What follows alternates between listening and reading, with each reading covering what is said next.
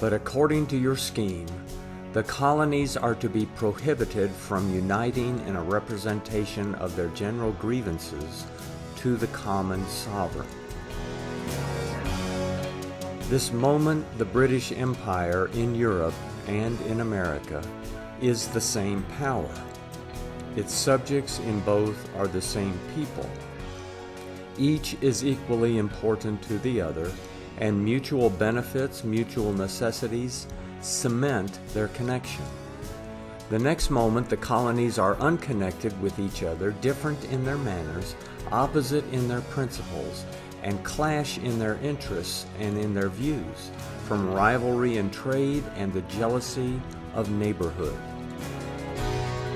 This happy division, which was effected by accident, is to be continued throughout by design, and all bond of union between them is excluded from your vast system.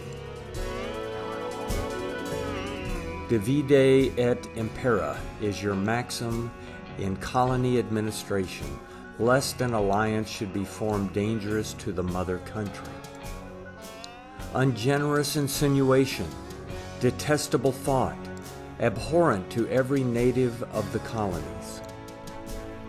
who by a uniformity of conduct have ever demonstrated the deepest loyalty to their king as the father of his people, and an unshaken attachment to the interest of Great Britain. But you must entertain a most despicable opinion of the understandings of the colonists, to imagine that they will allow divisions to be fomented between them about inconsiderable things, when the closest union becomes necessary to maintain a constitutional way their dearest interests. Another writer, fond of his new system of placing Great Britain as the center of attraction to the colonies, says that they must be guarded against having or forming any principle of coherence with each other above that whereby they cohere in the center, having no other principle of intercommunication between each other than that by which they are in joint communication with Great Britain as the common center of all. At the same time that they are each in their respective parts and subordinations so framed as to be acted by this first mover, they should always remain incapable of any coherence, or if so conspiring amongst themselves as to create any other equal force which might recoil back on this first mover. Nor is it more necessary to preserve the several governments subordinate within their respective orbs than it is essential to the preservation of the empire to keep them disconnected and independent of each other. But how is this principle of coherence, as this elegant writer calls it, between the colonies to be prevented? The colonies upon the continent of North America lie united to each other in one tract of country, and are equally concerned to maintain their common liberty. If he will attend then to the laws of attraction in natural as well as political philosophy, he will find that bodies in contact and cemented by mutual interests cohere more strongly than those which are at a distance and have no common interests to preserve. But this natural law is to be destroyed, and the colonies whose real interests are the same, and therefore ought to be united in the closest communication,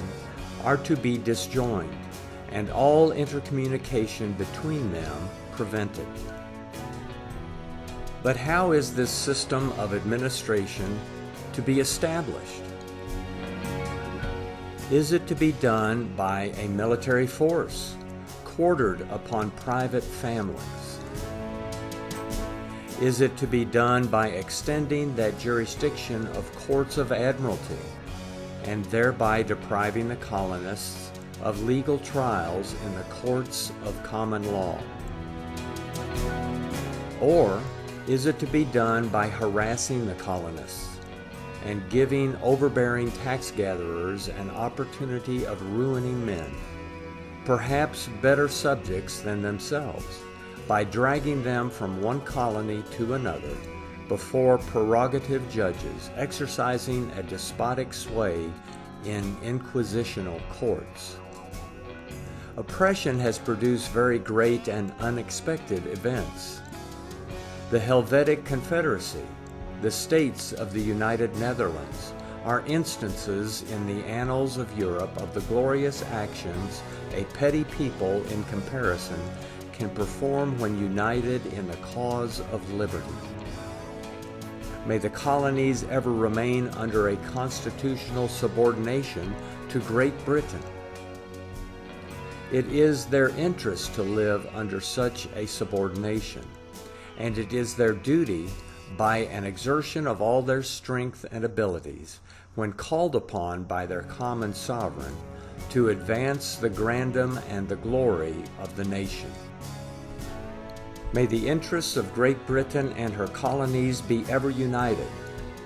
so that whilst they are retained in a legal and just dependence, no unnatural or unlimited rule may be exercised over them, but that they may enjoy the freedom and other benefits of the British Constitution to the latest page in history. I flatter myself by what has been said, your position of a virtual representation is sufficiently refuted,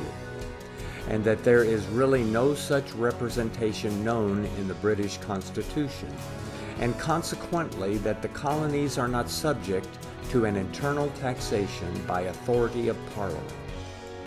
I could extend this inquiry to a much greater length by examining into the policy of the late Acts of Parliament, by which impose heavy and severe taxes, duties, and prohibitions upon the colonies. I could point out some very disagreeable consequences respecting the trade and manufactures of Britain, which must necessarily result from these acts. I could prove that the revenues arising from the trade of the colonies and the advantage of their exports to Great Britain in the balance of her trade with foreign nations exceed infinitely all the expense she has been at, all the expense she can be at, and their protection. And perhaps I could show that the bounties given upon some articles exported from the colonies were not intended primarily as instances of attention to their interests, but arose as well from the consideration of the disadvantages dependence on Great Britain upon other nations for the principal articles of her naval stores, as from her losing trade for those articles. I could demonstrate that these bounties are by no means adequate to her savings in such foreign trade, if the articles upon which they are given can be procured from the colonies in quantities sufficient to answer her consumption, and that the excess of these savings is so much clear profit to the nation, upon the supposition that these bounties are drawn from it, but as they will remain in it, and be laid out in its manufactures and exports, that the whole sum which used to be paid to the foreigners for the purchase of these articles will be saved to the nation. I say I could extend my inquiry by examining these several matters, but as the subject is delicate and would carry me to a great length, I shall leave them to the reader's own reflection.